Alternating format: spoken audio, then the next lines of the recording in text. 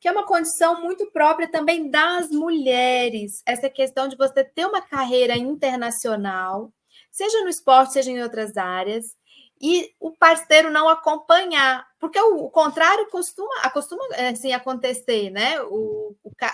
A figura o masculino, o homem tem uma grande carreira e tudo, geralmente as esposas acompanham, né? Essa é uma fonte de muito sofrimento para as mulheres em diversas áreas. Gente, então, o Menon, ele é colunista da Fórum agora, e ele escreve textos muito bacanas. Eu convido vocês, Poxa, né? obrigado. Eu convido vocês que ficam no YouTube com a gente a também frequentarem, né? O Vai Tem Dito Muito, também frequentarem o blog. E o Menon escreve sobre toda a gama dos esportes. E a gente começou com esse trágico e triste que é... Foi suicídio da Val, Menon? Já se sabe? Eu acho que ainda não saiu o laudo oficial ainda, mas tudo indica que sim, né? Uma queda da 17º andar, né? Uma mulher que estava sendo, pelo tudo que a gente leu do biógrafo dela, né? Que é completamente apaixonada pelo marido, estava muito triste pelo divórcio, né? E ele se mostrou depois da morte, né? Não por culpar pelo divórcio, porque ninguém sabe do relacionamento de ninguém, mas se mostrou um cara bem canalha, né? Expondo a mulher porque gastava muito, tinha uma doença de gastos que tinha dilapidado o patrimônio dos dois, né? Possivelmente dos dois era bem mais dela do que dele, né? Então, achei muito falta de caráter esse tipo de coisa. Agora, eu estava vendo o Instagram dela ainda ontem e anteontem, e uma mulher lá fez um comentário, ela disse que mora no prédio, e ela fala que a sacada é muito pequena, que essa mulher, né, que não sabe, a gente não sabe o nome, porque está escrito assim, Eudaro Oficial, né, não está o nome completo dela. Ela acha que seria possível uma mulher de 1,90 m, que estava com uma taça de vinho, né, ter se desequilibrado naquela sacada, né? São coisas que tomara que a perícia decida logo e explique logo para a gente. Mas, de uma forma ou de outra, Setembro Amarelo, tudo, eu acho que serve para colocar foco nessa questão da depressão, né? Que Sim. Não digo... O Menon, você falou no seu artigo, logo na chamada, que ela sentia uma pressão para ser feliz. Aí me chamou a atenção essa sua chamada. Você apurou isso através dessa biografia, do biógrafo, do Instagram dela? Como que você teve essa percepção de que ela era uma mulher pressionada para ser feliz? Eu fui procurar o Instagram dela e tinha um post dela falando sobre isso. Falando que esse texto está todo tirado ali de um post que ela colocou, né? E aí ela recomenda até uma ciência, né? Eudaimonia, acho que é isso, que as pessoas devem procurar felicidade em vez de pensar sempre em agradar a sociedade, não se submeter à pressão da sociedade para ser feliz. E ela usa dois termos, né? Uma hora ela fala assustadoramente cruel, né? E tem um outro termo adjetivado também que eu não lembro agora. Quer dizer, são coisas fortes que ela fala, né, no texto dela. Eu achei muito forte isso. Não, eu posso ler esse trecho que você escreve? Posso ler o texto? Lê, Zenha, pode ler. Lê, Rebeca, você ia ler, né? Ela diz assim, olha, abre aspas, né, lá no Instagram dela. Vivemos em uma sociedade que nos pressiona a estar felizes o tempo todo. Essa pressão pode ser extremamente assustadora e nos gerar a culpa caso a gente se sinta em desacordo com o resto da sociedade. A eudamônia nos inspira a crer que é perfeitamente possível nos sentirmos realizados, ainda que estejamos sob pressão, com dores, sobrecarregados ou de mau humor. É um trecho do que ela diz lá no Instagram, né, Menon? E mais para baixo ela fala uma outra adjetivo, ela fala alguma coisa sobre cruel, né? Uma pressão cruel, um negócio assim. Isso mesmo, ó, peguei aqui, ela diz, ela nos incentiva a valorizar a boa sensação de fazer a diferença no dia a dia das pessoas, sem a cruel necessidade de sorrir o tempo todo para demonstrar felicidade. Pensem nisso, ela finaliza, né, esse post É, com essa frase. E isso é o que acontece, é o que a gente mais vê nas redes sociais, né? Essa pressão pela felicidade, pela positividade, e isso acaba também adoecendo as pessoas, tanto quanto quem vive a vida, leva a vida reclamando, né?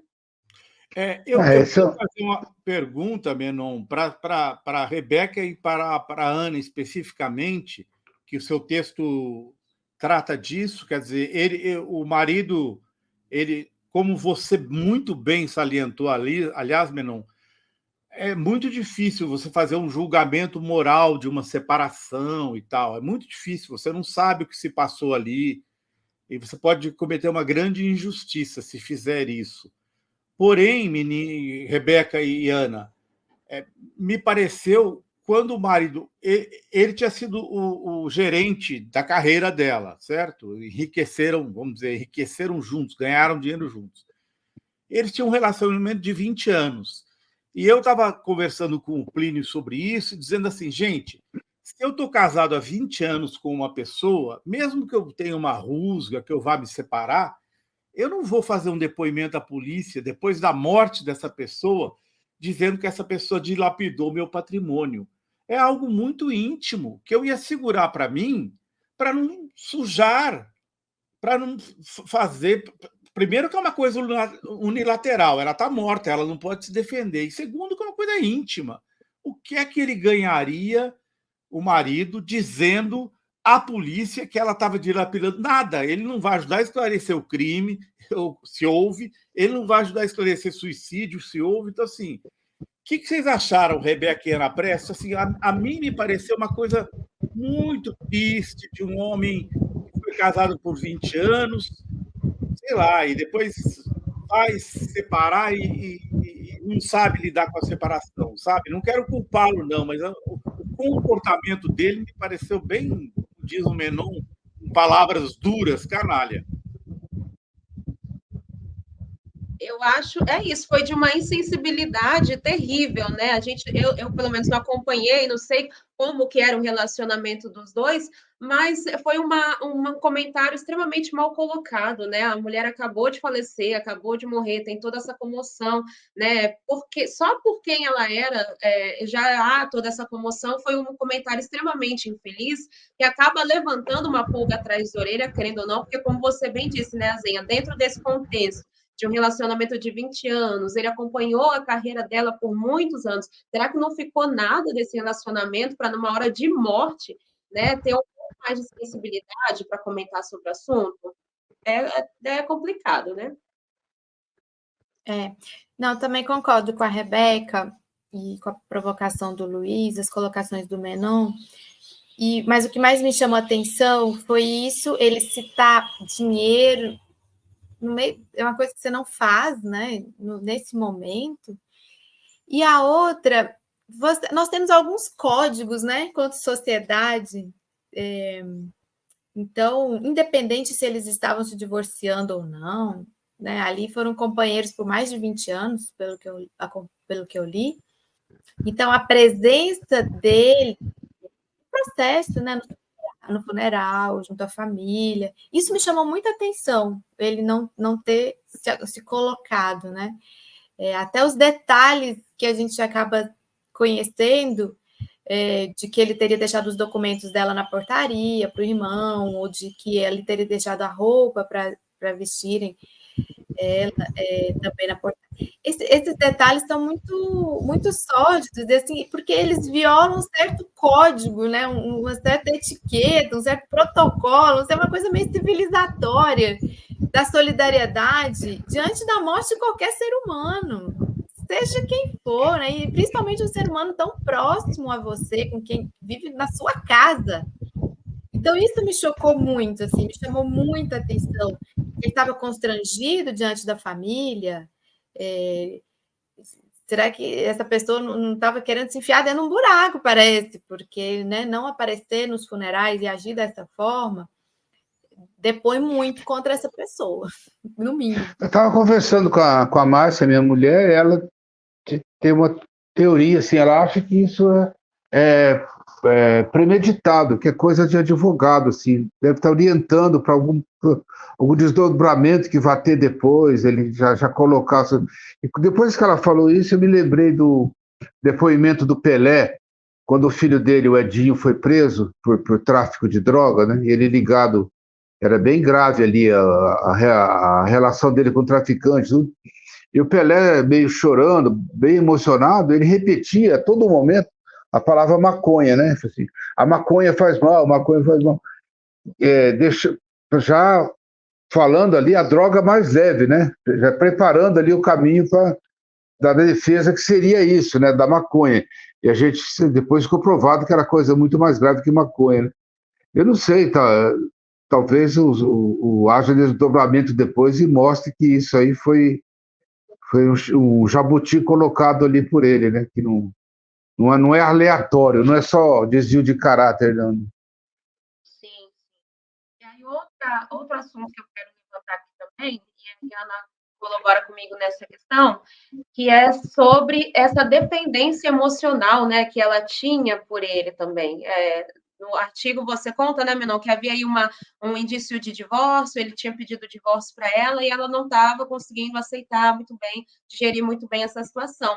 E aí a gente fala muito nessas situações nesse caso, não sei se tem a violência doméstica, mas a gente fala muito da dependência financeira, né? Mas existe também a dependência emocional, quando a mulher ela tem condições de sair daquela casa, tem condições de tocar a vida, cuidar dos filhos, mas às vezes a dependência emocional nesse parceiro é tão grande que ela acaba ficando cega, né, Ana, diante dessa situação. Sim, é uma realidade de muitas mulheres, né? Acaba que o caso dela, até problematizar aqui com Paulo Rosa, que está nos questionando por que o tema nessa manhã aqui de segunda-feira, porque acaba que o caso dela problematiza uma condição de muitas pessoas, de muitas mulheres, e num mês específico, que é o setembro, que a gente geralmente é o Setembro Amarelo, não há certeza, né, de que ela realmente cometeu suicídio, mas vários indícios... Primeiro que ela não é celebridade, me desculpe, né, Paulo Rosa? É uma grande jogadora de é um tema nacional, vôlei né? brasileiro, pelo amor de Deus, né, Paulo Rosa? E suicídio, você não acha um tema relevante, Paulo Rosa? Pelo amor de Deus, né? Mais uma coisa com relação às mulheres, né, Azenha? Se fosse um grande atleta homem, estava justamente, todo mundo falando. Mas como é uma grande atleta, mulher, referência nacional, né? Então é um tema é uma questão nacional, com certeza, até pela proteção, pela saúde dos nossos atletas, inclusive. Imagina, esse caso impactou muito na seleção feminina, que teve um jogo atrás do outro agora, na seleção feminina de vôlei, que está participando de uma competição internacional, porque isso é uma questão que se coloca para toda a sociedade, mas e mais especificamente para as nossas atletas, né? Você falou dependência emocional, né? E uma das entrevistas que eu vi depois, recuperando a entrevista dela, ela foi campeã olímpica em 2008 e depois não quis disputar a Olimpíada de 2012, né? Não foi buscar o segundo título. E ela fala nessa entrevista que ela jogava na Rússia, ficava o semestre todo na Rússia, terminava a Rússia, vinha para o Brasil, já ia treinar na seleção, e ela falou, você não tinha tempo para minha família, né? Então, valeu muito para mim, o que era melhor? Eu seria bicampeã olímpica e não teria tido felicidade com a minha família. Família, no caso, a gente já vê, já é o marido, né? Se eles estavam juntos há 20 anos, então, em 2012, eles estavam juntos há 8 anos. Então, talvez a gente possa dizer aí que ela até deixou de disputar a Olimpíada, de estar no auge, né? Mais no auge ainda, por causa dele, né? É o que causa essa dependência. E a questão do esporte, né? Ela, no Uruguai, agora, mês passado, morreu o Valdemar Vitorino, que era o grande artilheiro do Uruguai nos anos 80, o Uruguai ganhou o Mundialito em cima do Brasil, da Holanda, da Alemanha, e ele foi o artilheiro, né? Se suicidou. pulou do 5º andar ali, já foi claro que foi isso, porque estava em má situação financeira. Há 3, 4 anos atrás, outro jogador uruguaio, esse menos famoso, chamado Santiago Garcia, também se matou. Esse jogou no Atlético Paranaense. Então, quer dizer, essas pessoas que estão no topo, né, que são conhecidas, tudo, talvez tenham mais dificuldades de conviver depois com a planície, né, depois que termina o sucesso.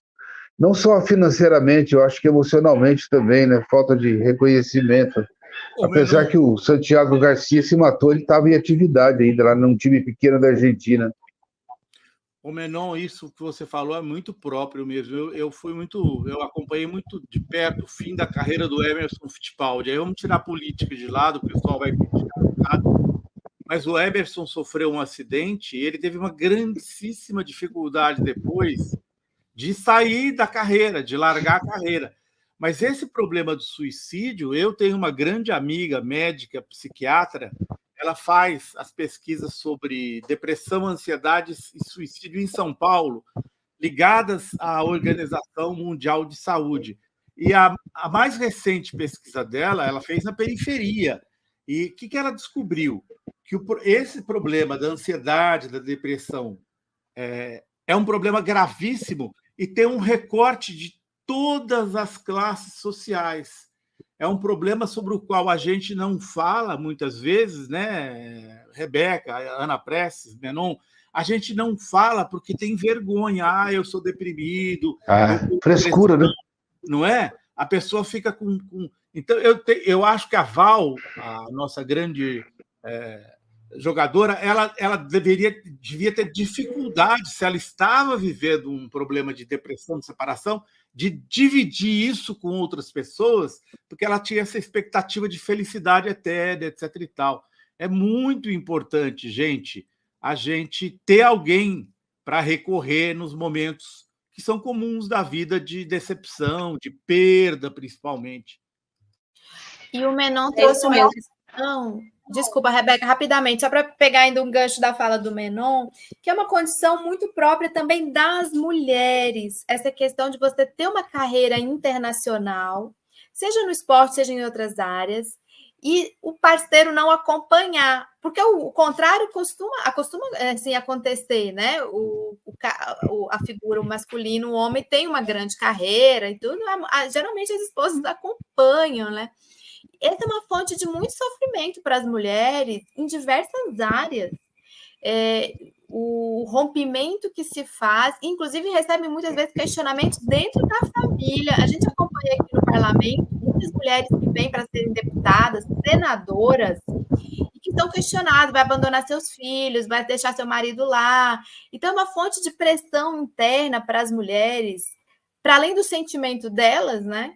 Essa questão de querer estar perto das pessoas, porque não, de acordo com a nossa cultura patriarcal, não é normal o homem acompanhar a mulher na sua carreira. Então, isso é uma coisa que é também um tema universal, né, no que diz respeito às mulheres.